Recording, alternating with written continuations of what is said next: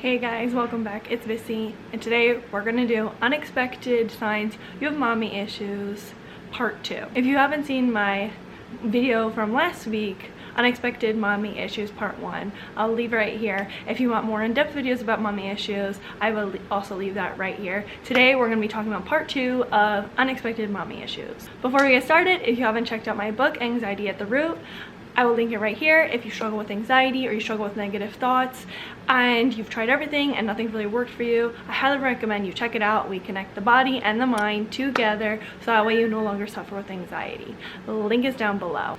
Now let's get into today's video. So number 7 is you feel guilty when you rest or you enjoy yourself. If you had a mother that had high expectations for you, like she always expected you to be productive and succeed in things and constantly maybe be studying or constantly be, you know, doing some type of extracurricular school activity, or, you know, always be social. If she always had these high expectations, she then brought productivity guilt onto you, where she made you feel like you always had to be productive, or otherwise you're doing something wrong, you were bad, so you will feel guilt and shame for that. Or if you had a mother that constantly like overly sacrificed herself and showed an example of you can't take care of yourself, you know, it's bad to cater to yourself, you have to sacrifice yourself constantly, you also will feel guilty for enjoying yourself or for taking a break, because you always feel like you have to also be taking care of others and doing things for others. You have learned and may associate self-care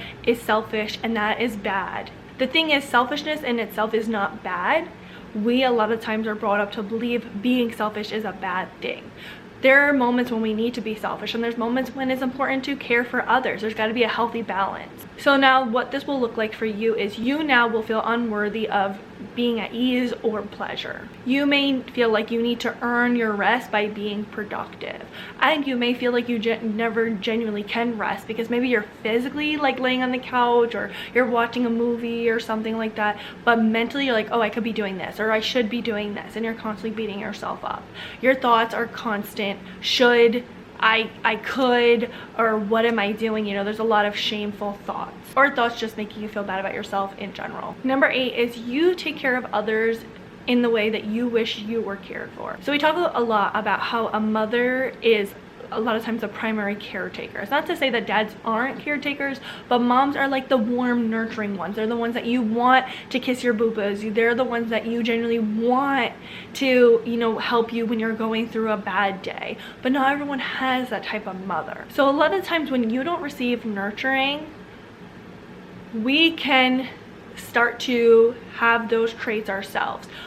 You either become similar to your parent or you become the opposite, and you start to have the traits that you wish that you had in childhood. And you also, most of the time, when you are someone that cares for others, is you have a more empathetic and caring side, and you never want others to suffer the way that you've had to suffer. So you will try to eliminate other people's suffering by nurturing them and taking care of them. You are unconsciously trying to give what you didn't get. So this is your inner child wound coming out, and you are reenacting the nurturing you never received as a child to others. And this isn't a conscious decision, it's a very subconscious thing.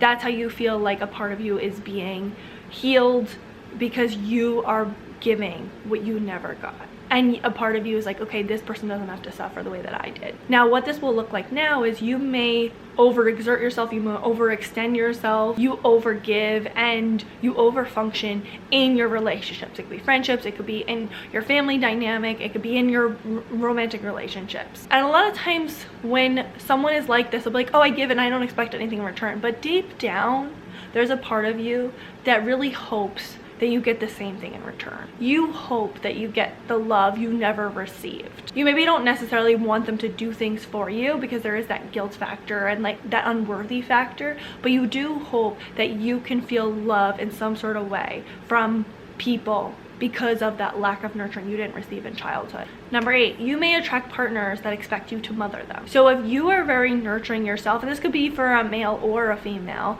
you know, men that are in gay relationships, you know, women as well, women that are in straight or gay relationships, you may be very nurturing yourself because of your inner child wounds, and you may be more of a people pleaser or codependent, and you were taught to meet other people's needs before yourself, and because of that you will attract people that are unhealed or have their own wounds where they're empty inside, and so they're more of the takers. You're more likely to attract the takers, and they want someone to mother them. So there's two types of people that come out from a mother wound. There's the person that wants to find their mother figure, and there's the person that became the mother figure they didn't have.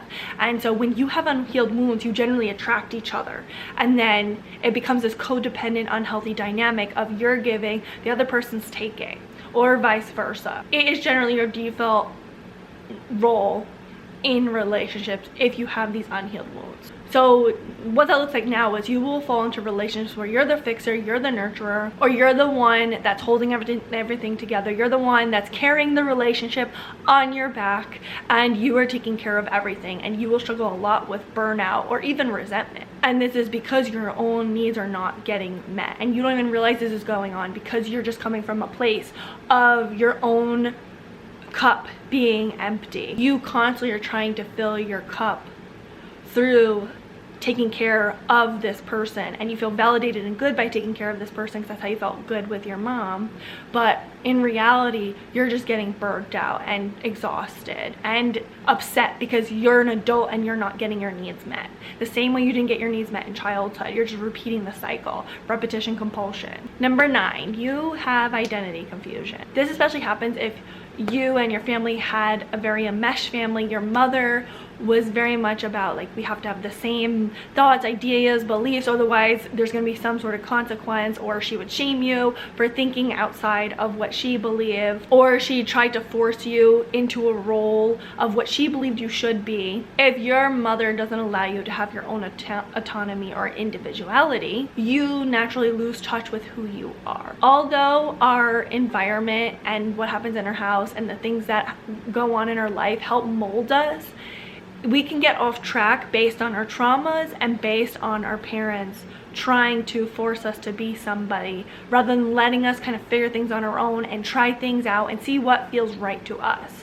We become guilt-ridden and shame-ridden, and we live off of our anxiety of trying to appease them so we don't get abandoned or rejected. So what this will look like now is you may notice you shapeshift, and that means you switch up who you are depending on who you're around. And that doesn't mean you're a fake person. It just means that you have learned how to adapt into different situations and how to be what other people may like because you learned to shapeshift in your own household, or where you learned, okay, I have to be this certain person for my mom to like me. You may notice you have a hard time making decisions. You may notice you still depend on your mom to help you make decisions because she has placed that on you of feeling like you can't trust yourself and you have to depend on her, and she's the only one that can help you. You may depend on a partner. You may depend on other people's advice more than your own. You don't feel like you can trust your own intuition, or you feel like you're living someone else's life.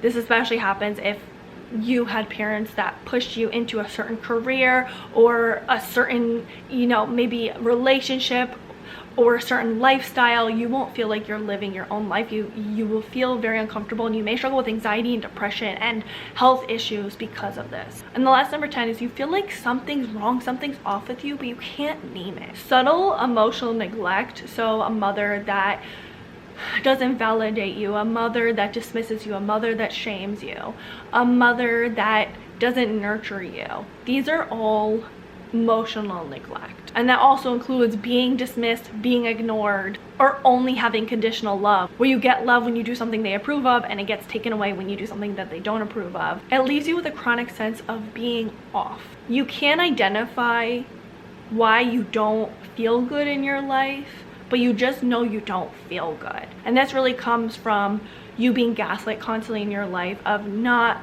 being allowed to acknowledge to yourself or to your mom, for you not being able to say what's going on, otherwise there'll be some sort of consequence. So now it's kind of like you're questioning your own reality and what's going on. So what this will look like now is you will overthink everything you say and do. Is this right? Should I make this decision?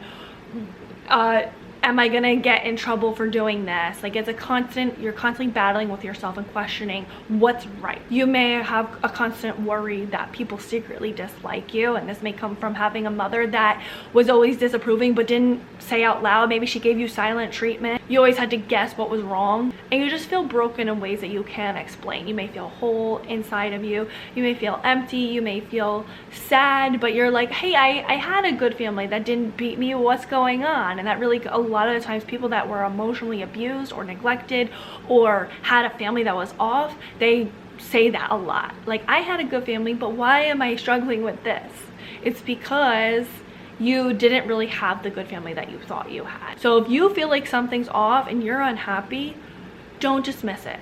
Acknowledge it, validate it, and try to dive deep and kind of question. If you need help from therapy, do that. If you want to go to coaching, if you need help from someone else, don't be afraid to ask for help when something feels off and you can't figure it out. We all need help, and that's okay. We shouldn't be on our own, you know, trying to figure out life. The only way we improve is when we do reach out for help, especially in the areas we don't know what we're doing. So what do you guys think? Are there any issues that you notice that you have when it comes to the mother wound? Leave it all down below, and please don't forget to like, comment, subscribe, and share with someone that you think may need it. Until next time, thanks for watching. Bye guys. Is there like something in my eyeball? I don't know. Should I do like a mommy thumbnail? What does a mommy thumbnail look? What if I had a pacifier in my mouth? So my child has recently learned about Baby Bop. We don't watch a lot of TV, but one day we were at somebody's house and Barney happened to be on, and so my toddler saw, and my toddler likes Barney, but like there's no Barney in the stores. Like, there's no figurines I could get. There's nothing. What happened to Barney?